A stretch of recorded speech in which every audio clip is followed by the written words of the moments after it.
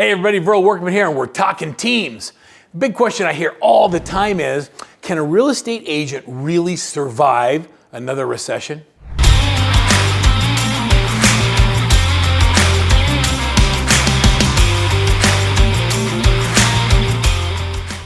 I'll tell you what, there's two emotions that are happening between real estate agents all over North America right now. The first one is simply this: I don't know what to do. And I've never been through this before. You know, if you're a real estate agent and you've been in the business less than 10 years, you've never actually even been in a balanced market. Like, you came into real estate and everything's been great. For the last 10 years, we've all been selling houses, it's been phenomenal. But when you go back to 2007, 2008, 2009, agents who've been around more than 10 years, they've been through this before.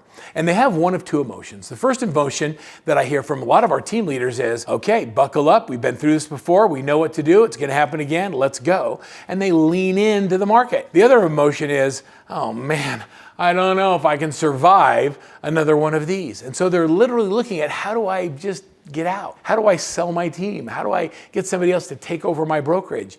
For experienced agents who want to do that, it's okay. I understand how you feel. I've been through it before. But do you really have a choice? If the choice is not there for someone to come in and buy your team today or to buy your brokerage, maybe you need to lean in. Maybe you need to look a little bit differently about who's buying and selling real estate.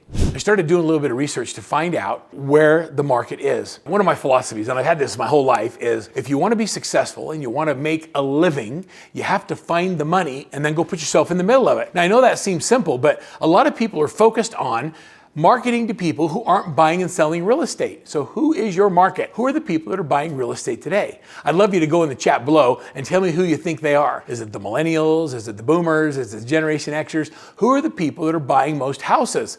I'm just giving you a pause for a second. Let's see what you think. Who's doing it? Who's the buyer and seller? According to a recent NAR study, this is from the Deputy Chief Economist at the National Association of Realtors, she says that for the first time since 2014, the highest purchasers of homes are baby boomers. What?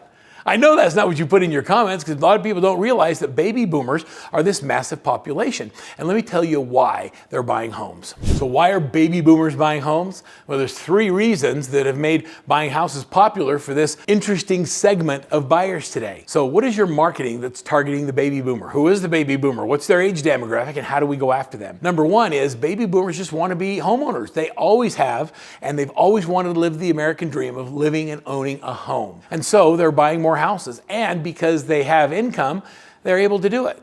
The second reason is they want to be closer to their family. The aging group of baby boomers, of which I'm one of them, want to be close to our kids and our grandkids and our families. As we get older in life, the things that matter to us more didn't matter to us when we were younger. I want to be near my family. Matter of fact, I live in an area where all my family members, all my married kids live within 5 miles. Far enough away to not be my next door neighbor, but close enough that I can see them every week. I want to see my family. Baby boomers want that. And the next is that they are retiring and they're getting to the place in their lives where they don't need the big homes. And so they're selling their current properties and buying more houses. It's interesting that first-time home buyers, and there's fewer of them in the market, 8% are baby boomers, 58% are millennials, 21% are Generation Xers. The year-to-year drop over people buying first-time homes from 2022 to 2023 was only 8%. And so the biggest shift is not in the first-time home buyers, but it's in the baby boomers. So let's talk about, how do you go after, and what are some of the activities you can do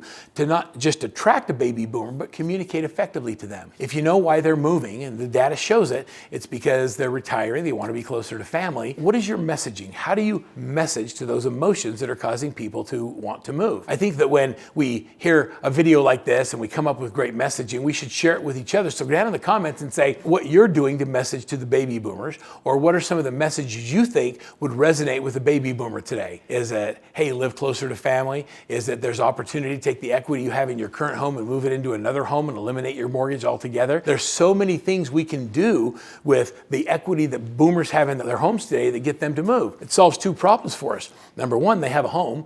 It gives us a listing, and that's a shortage of inventory in many markets. And number two, it creates a buyer that has the ability to purchase because they're moving their equity with a significant down payment, and they're less affected by the rising interest rates. It's kind of interesting when you think about the why behind the baby boomer boom on buying and selling houses today. It just simply makes sense. So let's focus on that. So I would say that there's a couple of things that you should do in order to be able to attract the baby boomer. First of all, You have to adapt. Look at all of your marketing. Go to your website, go to your Instagram, your Facebook, your LinkedIn, and ask yourself, does the messaging that I'm putting out today resonate with a baby boomer? And if not, what do I have to do to change it? So you have to be adaptable. The second thing is I want you to be proactive. Don't wait till the market changes. Oh, we're going to come back and it's going to be the millennials again that are buying house. So I'm going to leave my messaging the way it is. We like to use the golden rule. The golden rule says, do unto others as they would have you do unto them. I'm going to ask you to take your generation and yourself out of the mix. I want you to raise the standard and do what I call the platinum rule.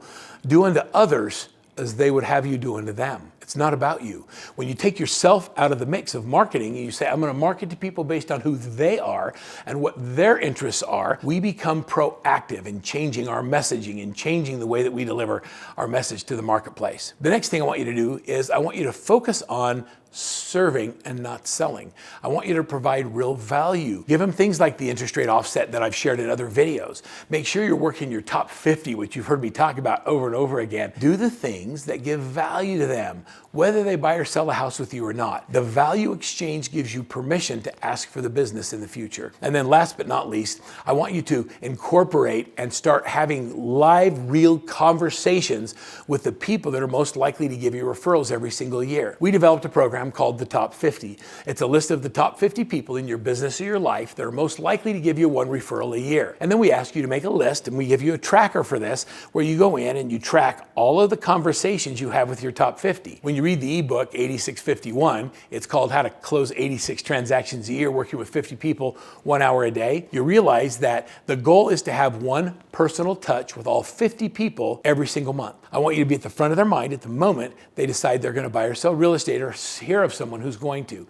By going through and tracking those activities and by tracking your top 50 and using the top 50 tracker, you're going to find that that which gets measured gets done. And by tracking it, you're just going to do more. You're going to actually see whether or not your activities are consistent with your goals. So can I ask you to start tracking it? Can I ask you to message differently to the expanding market of the highest group of buyers in the marketplace today and sellers? And that's the baby boomers, not the millennials. If you'll go in and make those changes, you'll focus on where the money is and you put yourself in the middle of it. Not only will you thrive in today's market, but you're going to grow. Greatness is predictable, and so is average.